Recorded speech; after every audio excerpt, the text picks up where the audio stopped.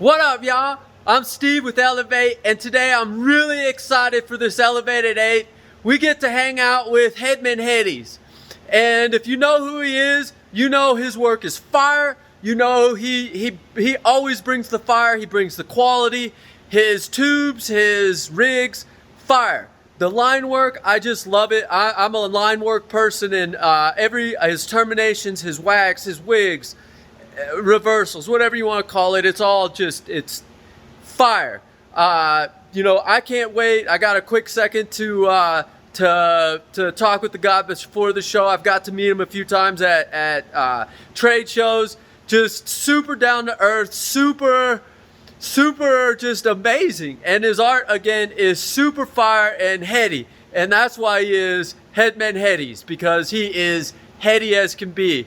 And just really excited to see what he has to say with Chris here. And just also want to put out there, we're looking for brand ambassadors, any wonderful women that want to be Elev8 dolls. Check out elev8dolls.com. Sign up. It's a lot of fun, no obligations. And you can put some smiles on some other women's faces, other men's faces, your own face. It's a lot of good stuff. And anyways, bring it in, Chris. Hedman Headies. Hi, man. How you doing? Thanks for doing well. this with us. Definitely. So my first question for you is, how did you get started blowing glass? How did I get started? It started back in 96. Spring of 96 is when I got my first torch. And it was just more like a welder's torch, because once again, these glass blowing torches, the technology wasn't there yet. Like a map gas torch or something? What's that? Like a map gas torch or something? More like a torch like this. Oh, for sure. Nice. Just a little torch for the most part. And got one of those and hooked it all up and everything. And we figured out how to get the oxygen and regulators and set up a fan and all that kind of stuff. There wasn't really too much knowledge behind this setup. I remember asking my mom to take me to like libraries to get more information for it. But at the same time, it was all based on soft glass and glory holes and crucibles and all that kind of stuff. It wasn't the one-man kind of show where you got your torch and the torch is your heat to manipulate the glass and stuff like that. That was not even heard of at the time. And being where I was at in Eugene, it was perfect because there was little pockets here and there of people that did have setups, and we were all friends anyway. So they'd be like, yeah, come on over and check out what I got going on, and it's just like this wooden bench with some fireboard on top of it. You got your attic fan in the window that's like freaking sucking your hair out the freaking fan. Yeah. And then basically that's how I got jumped into it. It was me and a friend that actually set up in a basement of like one of the oldest houses in Eugene, dude. It was pretty cool. It was kind of haunted in a sense down below in the basement. There's shit moving all the time, and we were late night glass blowers, So yeah, so late night, you get a couple bowls in you, and then you're like, oh, what's going on down here? Yeah, exactly. You got to find your way down the stairs, and then it's all low ceilings and stuff, and then you flip on the light, and then you're finally in this little glass blowing room. And we set up a fan down there, the little table, put up a couple torches and started. There wasn't really anybody over my shoulder telling me this is how you do it, this is what not to do kind of thing, which I'm stoked on that for the most part, because I didn't have somebody guiding me. It was all just coming from within, and you're learning your do's and don'ts, Yeah. And I think by experience behind the torch, hands-on, will get you a lot farther than somebody telling you, oh, twist faster, add this to it, add that to it, out to here kind of thing. You know what I mean? You learn by your mistakes, and then at the end of the day, you're just like, whoa, what was I thinking, dude? This is crazy stuff. So it was pretty cool. A lot of it was like marbles in the beginning, mushroom marbles, some frit marbles, just abstract random things, and then, you know, taking those to festivities and festivals, the Oregon Country Fair, and selling beads for the most part, hair beads, dreadlock beads, mushroom pendants for the most part. And that's when I started, was just all like solid sculpting kind of stuff, figuring out how the glass actually worked. And then once I got past that point, I started playing around with some hollow tubing, and it was more crash and burn than anything. You know, nobody's telling me how to do this crap or anything. Yeah. So there's a lot of material wasted, but it was the fun of it. You know, you got a torch on, you're all irie, blowing glass. You know, let's see what comes of it. Yeah, absolutely. And a lot of it back then, I've had a couple people that had started before me, and when I was starting, a lot of people used heavy wall. Everybody's familiar with heavy wall. And with heavy wall, you have such a thick wall of glass that you really can't go wrong with this stuff when you put it in the flame, because it takes a while for it to heat up, takes a while for it to move, and stuff like that, to where heavy wall, while using it, it wants to stretch out. And a couple people had told me, if you really want to be good at glass and understand what this stuff does, use standard wall. If you really want to know how this glass works, how to manipulate it, how to shape it, how to make it into what you want it to be, use standard wall. And for like 6 years, 7 years in the beginning, I was using standard wall and collecting up glass, adding layers to it, because back then it was all silver and gold. You know, you fume silver, fume gold, got the layers. And so you're actually building the thickness of the glass on the surface of the tubing, and then taking the heat and melting it down, basing it in, if you will, and shaping it up from there. You go from a section that's like this big, and then by the time you're done, it's like the size of a shot glass. And you're just like, whoa, dude. Yeah. But it was cool. It taught me a lot on how to shape glass, how to manipulate it, how to stretch it, just building that density to it. And was doing that for a while.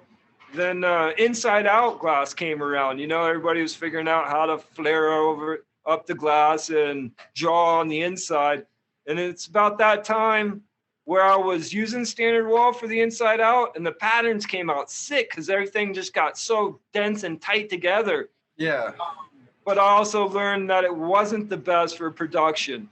So I jumped into like medium wall and started using a lot of medium wall for the production of it. And that seemed to help out by the quantity of pieces that I was making a day, because I didn't have to manipulate or melt the glass as much. It was just like flare it open, draw this stuff, close it down, shape it, you're good to go kind of thing. So that helped a lot. And then through the years, you know, getting the lathe and having the thickness to the glass when you're making tubes and all that kind of stuff. It's kind of a standard. You're not going to use standard wall to make a bong. You're going to use heavy wall.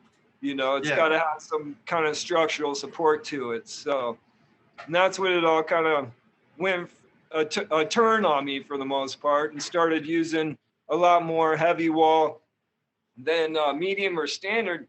But then I also go back to standard wall for doing marbles, like the implosion marbles and gathering up marbles and layering things, or even now backstacks, depending on what you're doing. You throw that thin layer of glass on it just to give it a sheen, you know, wax to it, if you will, over the top of it. So it still has its true color, but it's not overly saturated with clear, you know. So that became a thing as well.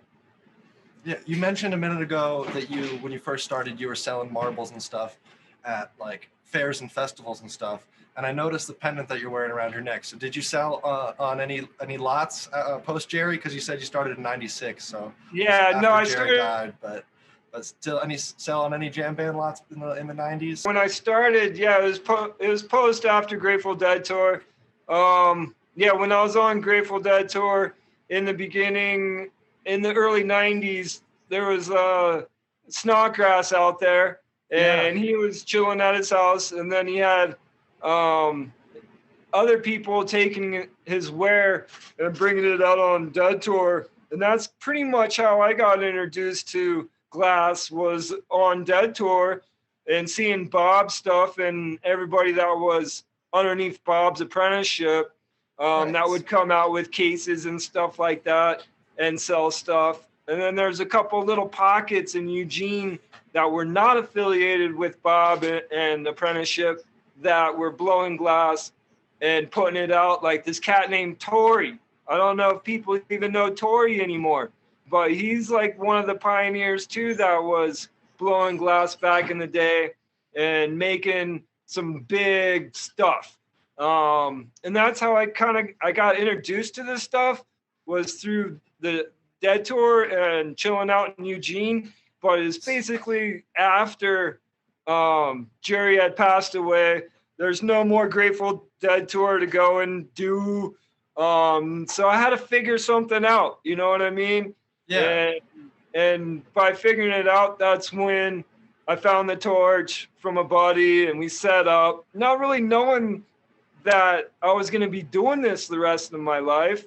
I enjoy art ever since I was a little kid. My mom used to take me around to like these old grandma type houses, and in the basement would be like ceramic type stuff where she'd come in, buy the porcelain angel, and then paint the glazing on it. And me being so young, mom had to take me. And so I'm in the basement checking out all these old ladies doing their art on the ceramics. So I kind of enjoy the art my whole life from that, even in high school doing jewelry and ceramics and painting and all that kind of stuff. It just steps and steps that led into the glass, basically. Nice. That's awesome. That's really cool to hear how you were like sort of introduced to it like several years before you actually got to do it for yourself. Oh yeah, it was badass. It sounds like it was something that you like had thought about or maybe wanted to do and then finally got the opportunity to do and then just ran with it. Yeah, exactly. The right place at the right time. I didn't have to put much effort into it. It just fell in my lap. Nice. That's awesome. So you said when you were starting off, it was really just you figuring out everything for yourself. Has it been like that for most of your career? Have you ever had like a mentor or anything like that to help you? No, not really a mentor. It's more like me being a mentor towards other people.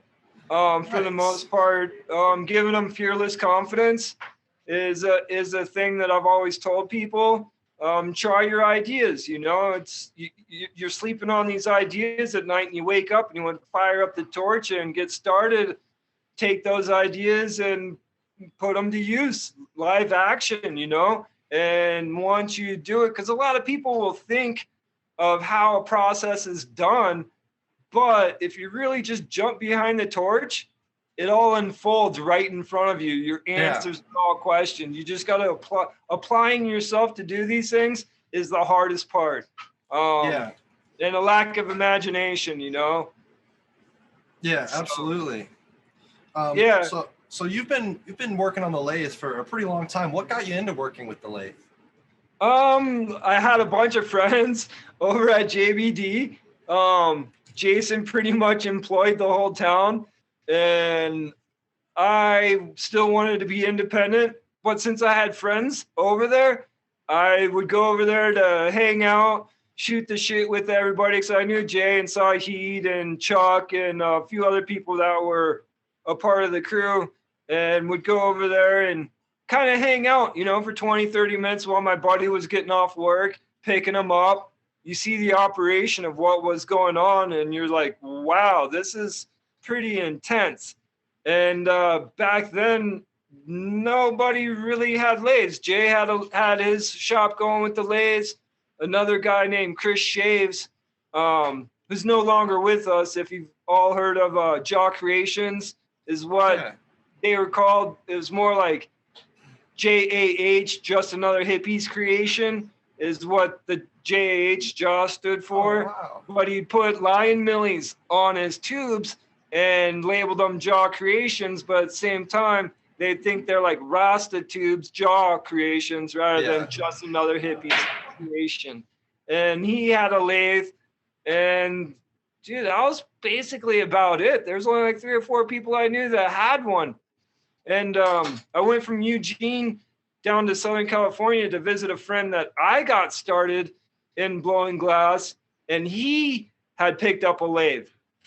And at that time, when I stopped by, he was showing me what this thing was all about. And I was like, I've never been on one before. Do you mind if I try it out? And he's like, go for it. So I hopped on it, and we were laughing and stuff because he thought I'd crash and burn. But no, dude, I came out with my first double bubble stringer tube on it.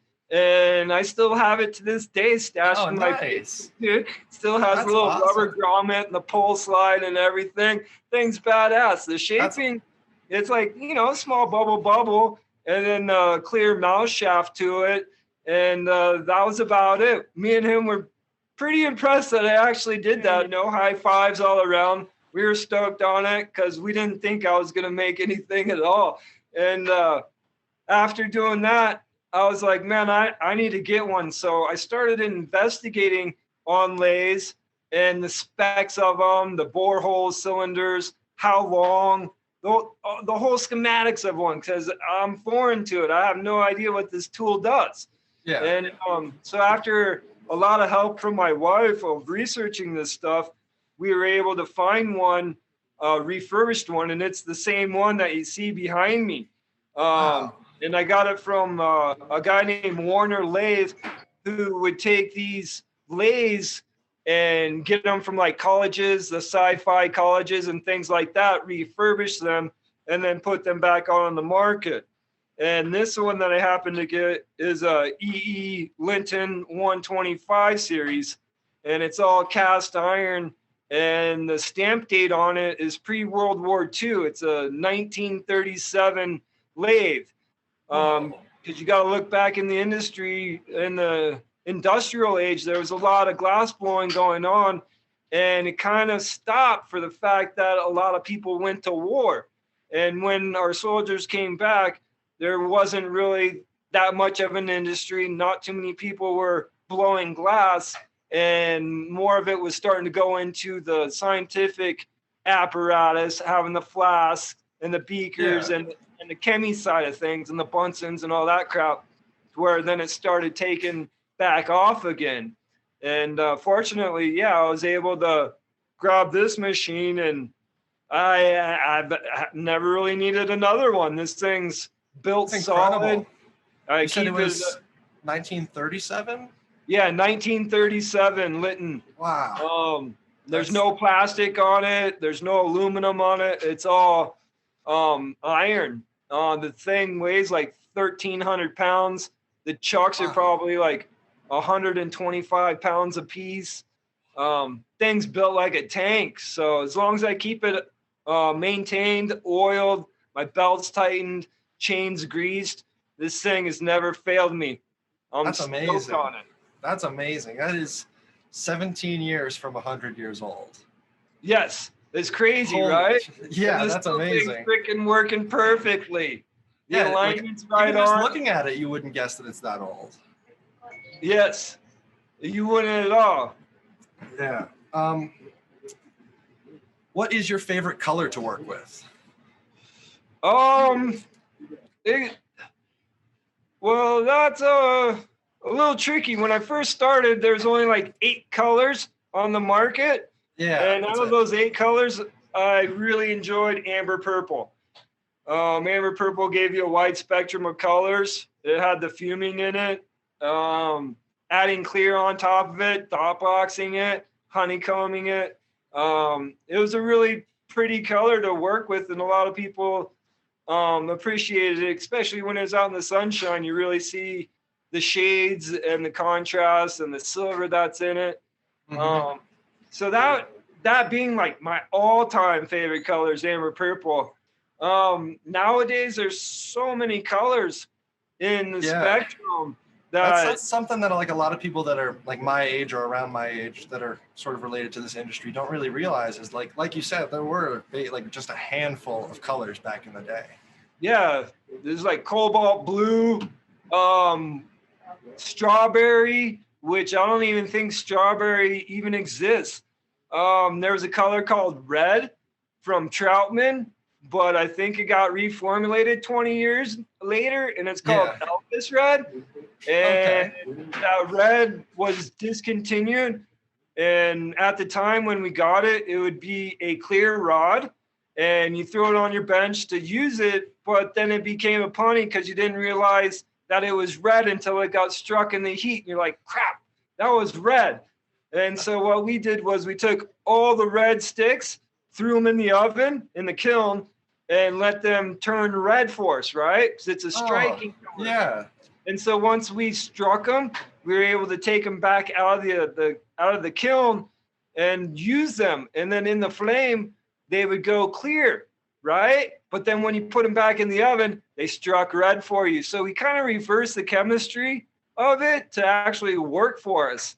And that was another good color for quite some time. It was a user-friendly color, and then all of a sudden it just didn't exist. And so I was like, huh. And then, 17 years later or whatever, boom, here's Elvis Red.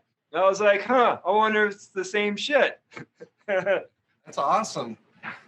But yeah, nowadays, I like all the colors.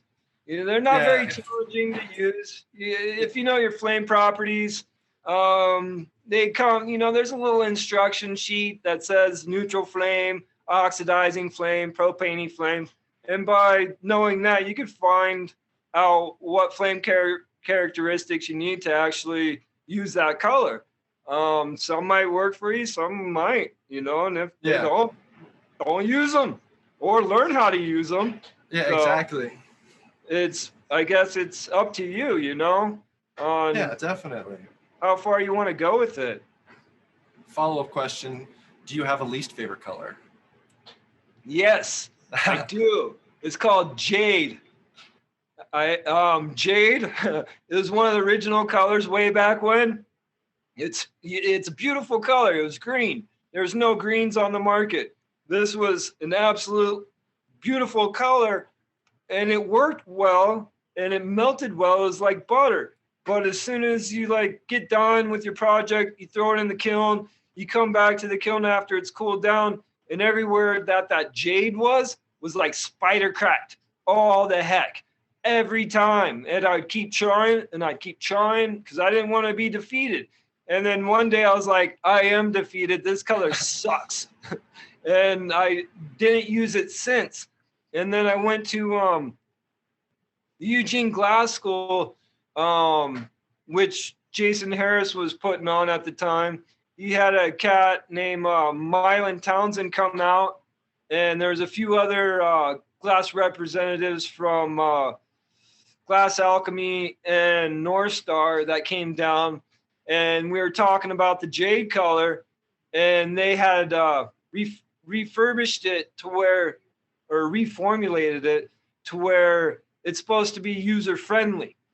And I still, to this day, I kind of use it, but I tend to go towards different shades of green rather than jade. And I'll go with the chartreuse and the forest and all the other stuff, but I definitely don't go to jade. That thing giving me nightmares in the past, and so I'm like, this color. I was about to say that color just haunts you. It does every time. But it's reformulated, so it's good to go. But you're working it, and you just have flashbacks going through your head. These things cost me more money than what it's worth. I'm over it. Yeah, absolutely. So right before we started recording, you had asked me if I knew why the sidecar was called a sidecar, and I didn't know the answer to that, but I wanted to get it on camera. Can you go ahead and answer that for me? Okay, basically, we've had this talk with Bob before, right? Because the sidecar, you're like, what the heck is this thing on the side, and a steamroller kind of action going on? Yeah. Come to find out, the reason why Bob had done the sidecar was for the fact that at the time he had a water bed, and when you're burning bowls on the water bed in a corncob pipe, the thing tips over and falls over every time. So if you put the stem and have the bowl on the sidecar, you can rest it on. You can rest it on your waterbed and it doesn't spill over and get ashes on your flannel sheets. Yeah, it's like already fallen over, basically. You just built it so it is falling over.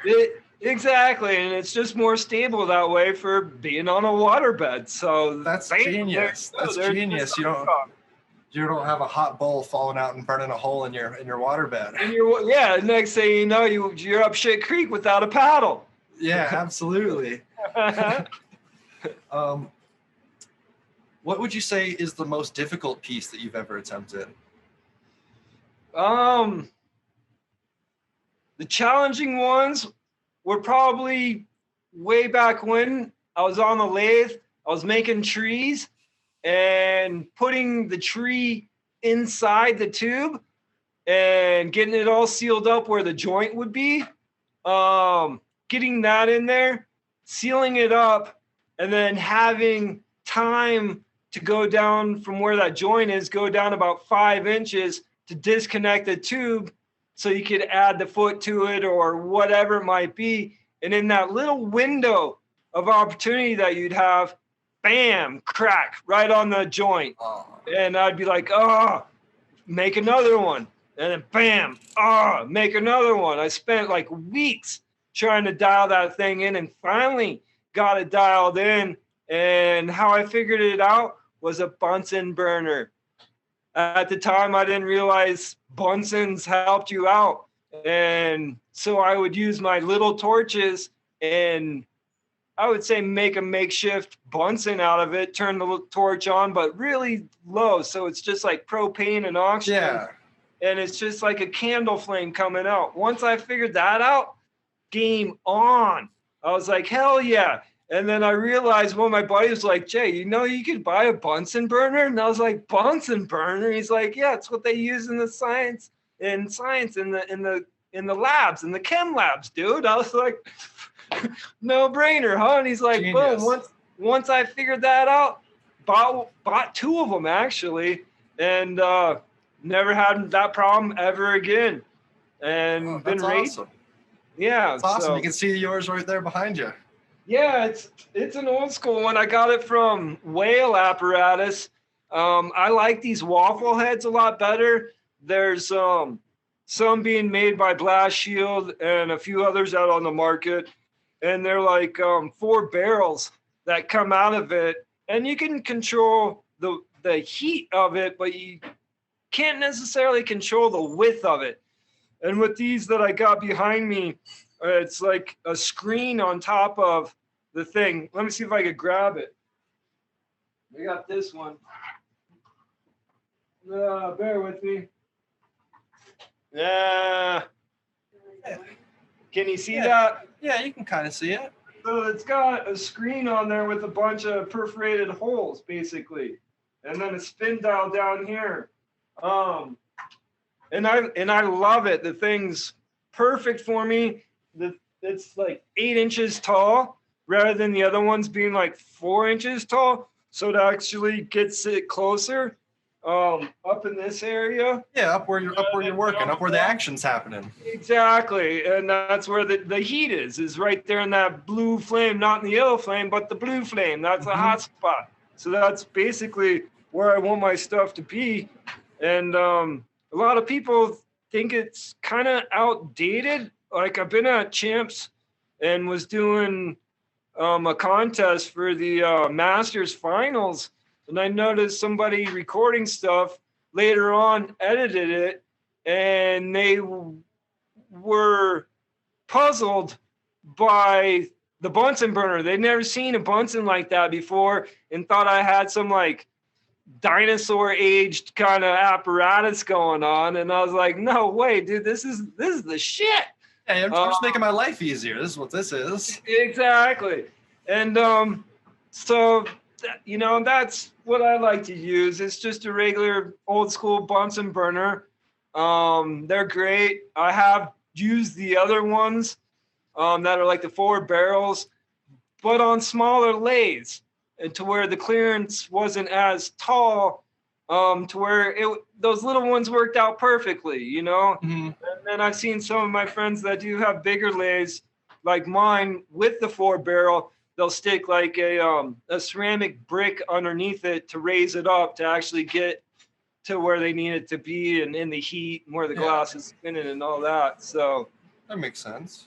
It's just what you're familiar with, I guess. What you feel like you're in, trial and error. Then, you know. Especially when you're self-taught like you are. When you teach yourself how to work a certain way and you learn that way and it works for you and you're still making amazing pieces, obviously, like who's to judge? There isn't. Yeah, as long as the material works, you know, your equipment it functions correctly. And I was introduced to these way before they came out with the 4 barrels. So that's what I'm using. Yeah. I've also had friends ask me what they should get. I'd always point them to this and whale apparatus, and this is what I use and enjoy. And most of these friends don't even have a lathe. It's for the bench. And that all came about back in like 2012. Glassroots in Madison, Wisconsin was putting on the trade show. And by doing so, they were having a competition, like a lathe competition type of thing. And they were going to bring in all these lathes for me and the other competitors to use to create what we were going to create. And at the last minute, they contacted everybody and said, hey, we're not going to have glass lathes here. Go ahead and build what you're going to build at your own studios and bring the canvas to Madison and put all the stuff that you would put on the tube here. So I was like, holy shit, how are we going to pull this one off? We need a Bunsen burner, you know? Because that's what keeps everything hot when you're working such a big piece of glass. And so I was like, shit, how am I going to do this? So, and it was me and my buddy, and I was like, looked at my buddy and I was like, hey, you're going to become Chuck for the day. Meaning like the Chuck on my lathe. He looked at me, he's like, what? And I was like, yeah, dude, I'm bringing my bench roller, and the bench roller is going to be what we pivot the glass on. You're going to spin it for me, and I'm putting my Bunsen burner underneath. And he's like, all right. So we took our tube out there. We had a bunch of apparatus to put on this thing, and game on. I lit that Bunsen burner up. My buddy Sky was right there that I called Chuck the whole day, and he was holding it, and it was great. It was like you could be 11 o'clock. He'd spin it. Boom, 11 o'clock. I'd attach something. I'd be like 6 o'clock. Boom, spin it to 6 o'clock. We're melting this shit down. It was crazy. We put on what normally would probably take somebody like 4 to 5 hours, and going back and forth from the kiln, it probably took us like an hour and a half, put all this crap on it. And the promoters were like, are you guys done? And I was like, we don't have anything more to put on. They're like, well, there's like 2.5 hours left of the show. Where I'm like, I don't know what to tell you. And my buddy Sky was like, I'll make some more shit. And I was like, oh my God, we're going to risk what we just made to add more on it? He's like, it's never too late. We're going to add more on it. So I was like, holy moly. Let me go grab this piece because I still have it. Oh, for sure. Heck yeah. You'll be amazed. You'll be like, holy crap. And then doing so, that gave a lot of people the idea that you can use a Bunsen on the bench and speed up your time rather than having to put all your stuff in the kiln to warm up, to take it out, to put a marble on it, to put it back in the kiln. No, bro, Bunsen. And you can conquer in like no time at all. That's One awesome. sec, I'm going to grab that piece. Cool. So this is what we created. Oh my goodness. So you came in with just a tube and then threw everything on that? Yeah, we just came in with the tube itself. This thing only hit the kiln the day that we made the tube, and then we put it in the kiln to warm it up at the show, and then it went back in the kiln to anneal. And so it hit the kiln 3 times. And then you got like all these marbles. It's Aztec marbles all over it. Wow, that's amazing. The Mayan calendar, basically. Very And cool. yeah, And didn't you say there was 2012 when you made that? Yeah, in 2012 That's perfect. at the Glassroots show. You know, like the sun hitting the earth and blowing up. Yeah, that's so cool. Skeleton heads. Could you point out the ones that were like the ones that were put on after you guys were finished with things, like the stuff that you? The earth. This guy went ahead and made the earth slamming in, or the sun slamming into the earth. This one right here. Oh wow! He picked up some dichro and threw that dichro marble on there. I think this one right here that was tucked in there. This one, because I already had this and that on there, and then we tucked this one in there to make it flow.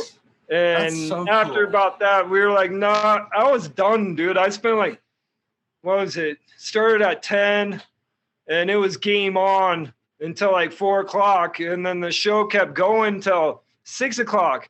But I was done at 4. Wanted to step outside for 4:20 and give my body a high five and say, we're done for the day, dude. Let's see what we did.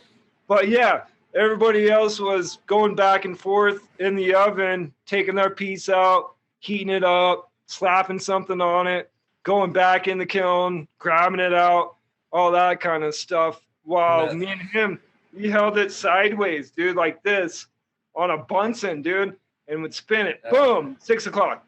Boom, 12 o'clock. So everybody is running laps back and forth between the kiln. Yeah, they're running and torch, and you're there with your voice activated human lathe. Yeah, it was the best, dude. I never had it any better, dude. I wish this lathe would do the same. That's hilarious. Oh, that's so funny. Yeah, I'm stoked on that piece. And it was in a bunch of magazines and stuff like that. I was supposed to sell it, but I never really sold it. I just kind of stashed it in my basement. It's kind of more of pride that me and my friend made it, and it's more sentimental to me. You know, I can make glass, I can make other stuff to make money, but that one, it's irreplaceable. That was an experience. It was. It truly was. Do you do collaborations often? When I can find the time, and when others can find the time to collaborate on ideas. And it's usually like me making the canvas and then them putting their marbles or spikes or whatever might be on the piece to make it flow, or vice versa. It's been a while that I've actually had somebody just make me raw preps, and just me using those preps to create whatever I want to create. We should, after we stop recording, I'll talk to you about getting some of Steve's Tripitech prep out to you. I'm sure he'd love to get a section of his work out to you. Yeah, definitely. That'd be cool as shit. I got some preps right now from OG Tubes, if you've heard of OG nice, Tubes. Yeah. Mark's a good friend of mine. I'm more of a mentor to him. I was young when he first came around, and got him inspired into glass to get him started and get him rolling and all that kind of good stuff. But I got some sections of his that he's learning how to do. Here, I'll grab one. He's been working on the Grail Technique, and basically you got stuff like this. Ooh, that is pretty. And then he's got all that stuff going on. Wow. Yeah, pretty cool. It's just I don't want to mess anything up and have the right ideas. Make it exist. Yeah, and then absolutely. This other one, that's pretty cool too. It's a little bit smaller in diameter, the silver and gold. Oh, I like the colors on that one. And that one's pretty cool. It's got some little intricate patterns to it, but in the end, it'll be fire once I put it all together. But just having the right idea to make it exist. You know, I just don't want to make something to make something. I want to make sure I'm making the right something with the right. Absolutely, absolutely. When you're building something that's like one of those large scale thrones that you have on your page. Oh yeah. Oh wow, I like that one. The Grateful Dead theme one. Oh yeah. And then I got some preps from Brian, Berserker, and it's the dichro, painting the dichro and stuff. He gave them to me not this last fall, but the fall before. So I've had these things for like over a year now. And just holding it for the right moment. Yeah, Brian would pretty much call me a slacker. But at the same time, I want to have the right thing to go with the right pieces rather than, like I said, I don't want to slam it together just to make something exist. I want to make sure it comes from the heart. And it's just because you have it doesn't mean you should use it right away. Exactly. So I've been sitting on it for a while. I think I need to make some opal tubing and use that with it. I'll show you one of them. Cool. So you got, it's all that beautiful painted dichro, and then he's got the opals in there and whatnot. So yeah, another reason why I just don't want to slam something together just to slam it together. Then he got like this as well. Wow, the colors in that one. Yeah, they pop in the sunshine. That's amazing. So, got an opal in the center of it too? Nope. It's just the way the pattern's looking on the camera. Just the way the pattern is. Gives it the illusion that there's. That's still exactly really beautiful. Big time. So one of those things. Want to make sure I'm making the right thing before I decide just to make something exist. Yeah, definitely. So when I was scrolling through your page, getting some like ideas of what I wanted to talk to you about, I saw these amazing, just huge, large scale like throne sculptures. How much planning goes into a huge scale piece like that? That really had no planning. I was just kicking back one day and was like, I want to make King Dabber. And everybody's like, King Dabber? And I'd have a chair like this chair that I'm sitting in. We call it the relaxation station. And I was sitting in the chair, pulled the tube, and was like, I had this crazy idea just flash in my head and was like, I'm going to make this. And so I got up and started busting one out, making the skeleton frame for it, making the head, trying to get how I wanted the guy and how I wanted him to sit in this chair. And then once I preformed him, that's when I had a bunch of vac stacks laying around and started breaking those down into the framing, if you will, for the chair.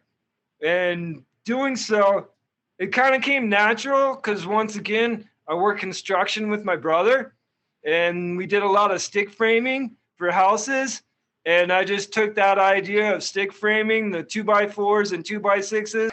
Just in my head, I was like, okay, these, you got to have legs for the feet of a chair and how you want to build the chair and the arms for the chair and all that kind of stuff. And once you got the frame of it going, it was easy to incorporate the guy in there because I knew the size of the guy already. So I was like, all right, this is perfect. Put him in there. And then once I had that going on, then it was just aesthetics after that, some curly cues here and curly cue there and whatever it might be to actually bring it all more to life, and give it a bigger together theme than what it actually is. Yeah, that's amazing. You the inspiration hit you and then you were like, this is happening right now. Yes, it was successful. And by doing that, I ended up going off over like 6-month period, making the King Dabber, this other warrior kind of dude with this big shield and a sword, and giving you like this warrior kind of squat thing, holding the staff with a bunch of skulls on it and whatnot. And then that led me into making spaceships. And then I made like 4 or 5 spaceships that were multi-pieces built within the piece to where like it had a gun on the front, that you could take the gun off and use as a dabber. The main body of the piece you could use. And then I'd have like rocket thrusters or boosters, if you will, on the wings of it that would come off and be like little rigs, water rigs. So basically you'd have like 4 pipes in one on these things, and which built up to a time to where when I went to Champs in 2018 and was doing the finals, the Masters or whatever, I was like, I'm gonna build a spaceship. So I made a bunch of parts and pieces and threw them in the bag to go to Vegas, and then assembled a spaceship down there. And once again, you share kilns, right? And it was me, Huffy, and Parallel Glass using this kiln. And knowing these guys, they make big stuff too. And I was like, oh my goodness, this is going to be difficult getting in and out of the kiln. So as I told you about the Bunsen, well, this project only hit the kiln maybe 2 times during that day, for the fact that I was like, I'll just keep it warm in the Bunsen. I'll keep adding shit onto it. And then by the end of the day, my arm was tired. I didn't feel like holding it no more. And the only thing left I had to do was take it off of its blow tube. So I was like, I'm good. And Huffy, Ryan, helped me open up the kiln. He moved his piece over a little bit. And we set mine in there and let it warm back up so I could get everything hot and bring it back out so I could get the blow tube off of the top of it and call it a day. And I was able to do that successfully. So I was able to put it in the kiln, get it all hot, get it back out, and take off the blow tube successfully. And then Hugh opened up the door for me, put it in the kiln, and walked away. That's amazing. Then it got judged the next morning. Everything was out on display for judging and whatnot. And here comes the judges. And basically by the end of the day, I took 7th place and got another check for People's Choice down in there for Vegas. So I got 2 awards for doing what I was doing. And I already thought I'd won for the fact that just showing up and being able to compete with all these other people. If I got first or if I got last, it didn't matter to me. Just being able to be a part of the movement was good enough for me, and I was freaking pumped. Yeah, and you completed a piece. It wasn't like a disaster. It wasn't a disaster, which I've heard some horror stories about that. Yeah, I definitely have as well. So how many events have you competed at? 2. 2, nice. Just the Glassroots one, because they knew I was a lathe worker. So the competitions that I've been in was that Glassroots one in 2012. They invited me because I was a lathe worker and knew the bench as well. So the combination pretty much got me there. And then in 2017, I put a piece out on the table for the Champs judges to look at. And if they like your stuff, then you get invited to the Masters. And then the Masters in 2018 is when I competed actually live glass blowing in front of people and did that. So basically, Madison, I took 2nd, and Champs in 2018, I took 7th. Nice. And that's the only 2 times I've ever really put myself out there in competition.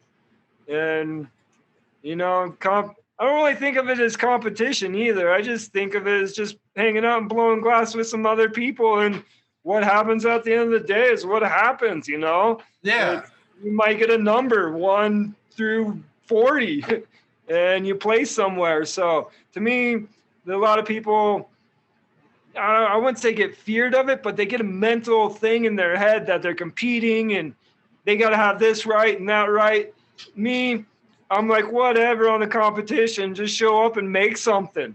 And if it makes it, it makes it, and people are going to see it, and put judgment on it and look at your craftsmanship. And if you got the hands, you got the hands. Yeah. So that's basically how I feel about that stuff. Yeah. Would you do it again in the future? Obviously, there's not so much going on right now.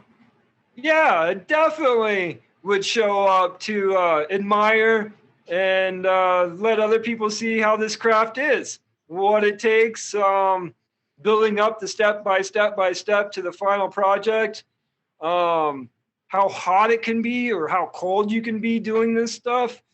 That was like one thing. I was in Vegas for one of those age shows, and they had the trailer outside of the hotel. And this is Vegas, and it wasn't a competition. It was more of entertainment. And one of the days I was supposed to blow glass in it, and I think it was like 113 degrees out in the thing. I was wearing board shorts, and that was it, dude. I'd hop in the trailer, blow some glass, hop out of the trailer, walk over to the pool, jump in the pool, come back, with wet feet, jump back in the trailer and start working. This other dude, the bartender, he showed up probably like 11 o'clock in the morning. He's setting up his bar and everything. And he comes over to me and he's like, damn, I thought you were the food truck, bro. You're in here blowing glass. I was going to order up a hot dog and some chips and a soda. I was like, oh, dude, that's not this guy. We're blowing glass here today. Food guy's way over there, like in the beginning of the hotel. It's like, son of a bitch, I got to walk all the way out front. It was hilarious. Oh, that's funny. That's so funny. But yeah, it's good times, being able to share with people ideas, tricks. People might learn something from what you just did instantly, and they're like, oh my God, a light just went off in their head, which is another good pat on my back for giving on another life lesson or a tool of the trade that they could use, and broaden their horizons. Because it's not about yourself. It's about the community. It's about others. It's about letting people be able to make money to pay for their way and maybe their family, whatever it might be. I never feel like I'm getting robbed from an idea or having somebody say, you can't make an elephant, I make elephants. And I'm like, whatever, bro. Yeah. Make it all. Make it Absolutely, all. yeah. It's like skateboarding, Tony Hawk came up with an ollie. So what, everybody can't progress from it? Yeah.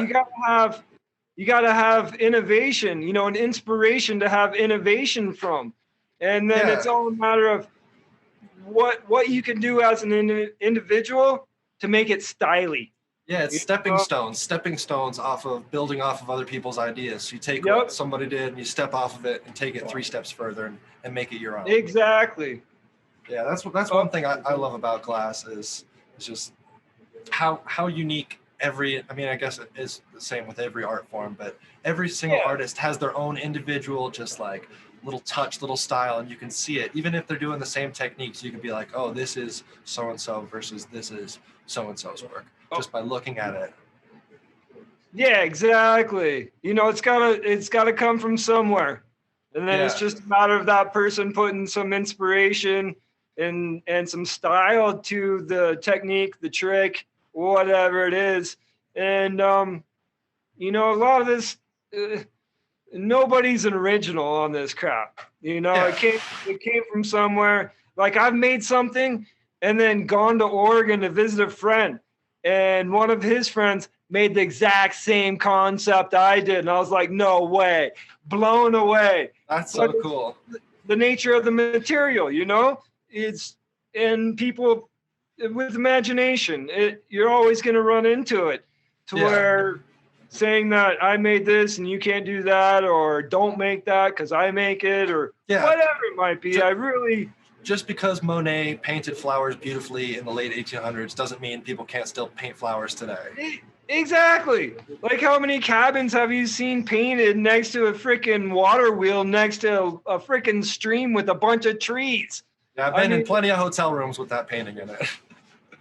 So I don't know if it's people's egos or what, or maybe Yeah, somebody's trying to take $1 away from them. I have no idea. I really a little bit don't. of egos, a little bit of selfishness, but you find that everywhere. People Yeah, suck exactly. generally. Glass It's blowers are a just pretty human cool nature. breed of people, but some people Yeah. do suck, and it is human nature. I got one more question for you. Do you still have the same love and passion that you had when you first started melting glass? Yes, completely. It's fun. Yeah. And even more so now because I know how to blow glass. Day one, I didn't know shit. Yeah, that makes sense. And by doing stuff, you're so pumped up. You're like, I got a torch. I got oxygen. I got regulators. Oh, shoot, I need color. Whoa, where do I get color? You know, all that kind of stuff. And then being able to like create something, you're crashing and burning, bro. There's like what you have in your head, you can't make in the canvas yet. And it's so frustrating. So you're like, I got this idea, but I can't do it yet. And then through time, your hands develop, you understand the material, things it comes to life. And then next thing you know, you're like, oh my God, I got this. It's like, what can I make now? Yeah, you get to the point where like the thing that you see in your head, you can actually make with your hands. Yes. Like the King Dabber, the dude sitting on the throne, stuff like that, to where you're like, boom. You wake up and you're like, boom, I got an idea. Let's go start this. And you get so excited about it. I love this stuff, dude. I got a big heart for it. I admire everybody's work, tricks, techniques, what everybody's doing. I totally admire it. It keeps pushing me forward. I know I can't do what some others do, and some others can't do what I do, but it's just more of a mental challenge for me of learning that next step and the next step. And once I get that step conquered, I kind of throw it in my pocket and rest on it for a while. Just like I'm sure you're familiar with Jesus seals. I used to be damn good at them. I haven't done it in like a year and a half. But I have a buddy that works with me. He does them daily. And I'm like, every time I see him do it, I'm like, I got to practice that. I'm going to need that again. I got to practice it. And I haven't, because I haven't necessarily needed to, but there's going to be a day where I want to make something. And I'm like, fuck, I need to practice. I haven't done it for like a year and a half. Used to make recyclers and other things that you need to know how to do that technique. But I haven't practiced it in like a year and a half because I haven't made anything that I necessarily need to use the Jesus seal for. But I have a friend that I work with. He does them constantly all day, making his recyclers and vortexes and stuff like that. To where I'll look at him and be like, I haven't made one of those in a while. I need to practice that. And he's like, yeah, you probably should. There's going to be a day when you need to know how to do it again. And I'm like, yeah, I know. Before I make something, I'll practice. But it hasn't come a time yet.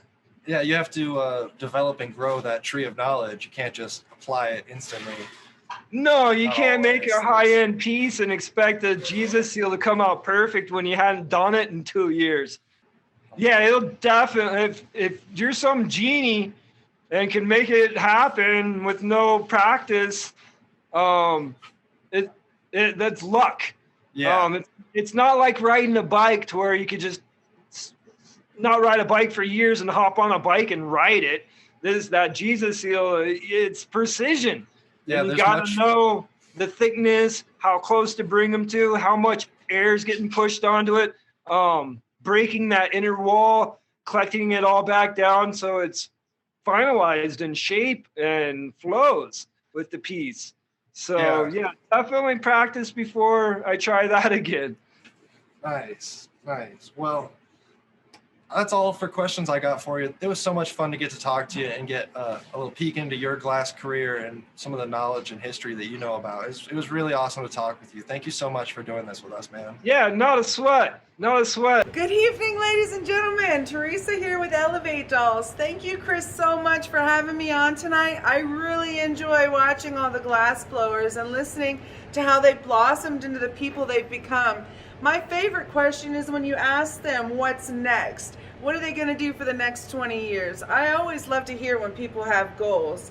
In fact, one of my goals is to grow Elev8 dolls as big as we can across this world. What is Elev8 dolls? Elev8 dolls is a movement. It's a movement of women living a higher state of mind, body, and spirit who really want to experience this cannabis world, or just the world that evolves around it, the alternative lifestyle, with us. So what we do is we offer a brand ambassador program. That brand ambassador program gives you a coupon in order to purchase any of this stuff. It also gives you the option to pretty much be your own business and sell this stuff as well. What you see here is not all that we have available. There is so much more. I really would love the chance to talk to you, and I appreciate that you're listening to me tonight. So if you would like some more information on how to earn some money with Elev8, please DM or go to elev8dolls.com. Thank you, and elevate mind, body, and spirit. Thanks again. Remember, check out our brand new Elev8 Dolls website at elev8dolls.com if you want to learn more information about becoming an Elev8 doll yourself or telling someone you know to become an Elev8 doll. I'm going to jump over and talk with Elev8 veterans real quick. Hey, how's it going, everybody? Thanks again, Chris, for having us. I'm John with Elev8 Veterans, and I'm just here to remind you guys, we got all this cool stuff and all these cool opportunities. If you're a veteran in the community and you guys are looking for somewhere to hang out, Elev8 is your place. As you can see, we got a kind of thing for everybody here. No matter what community, what stroke of life you're in, you're always welcome here. So if you guys have some free time and you want to come learn about what Elev8 Veterans is doing and how we can help you, come on down, dude. We got plenty of time, and if you'd like to volunteer, offer up some of your time as well, we'd love that too. So hopefully see you guys soon. Take it easy. We got a few more minutes left in here. I know a Friday night would be complete without a smoke session, so we're going to do a quick product demo for you guys. What's up, Elev8 fam? Johnny here. I work at the warehouse as a wholesale account executive. If you guys want to join, please look into our brand ambassador program. It's really fun. It's another Friday here, so sesh time. In this week's sesh, I wanted to bring out the Dab Bat, show off our product here. This is our Dab Bat dab straw. This thing is sick. And the reason why, it's a borosilicate body.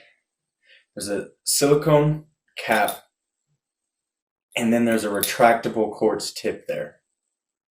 And so as you see, that goes in. And like I said, this is quartz glass. So borosilicate body, quartz glass top, boom, puts it right back there. Simple, right?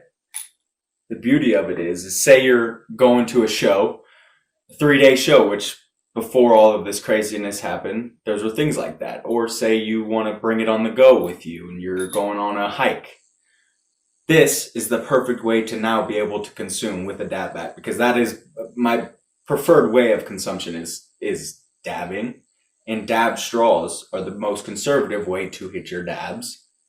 So it's a fun way to bring it with you. So Friday, thanks for letting me join the Elevated 8. Time to sesh, I guess, right? And so the thermal range on this quartz tip is way different too, so it makes it much better glass at dealing with these temperatures. So less likely to crack when you heat it up. And I got here my honey bucket with some concentrate in it.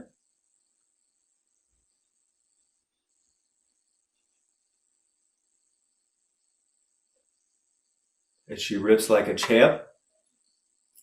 And then the magic happens. Boom. Now I can put it in my pocket and be on my way. Thanks for letting me join. Elevate mind, body, and spirit, everybody.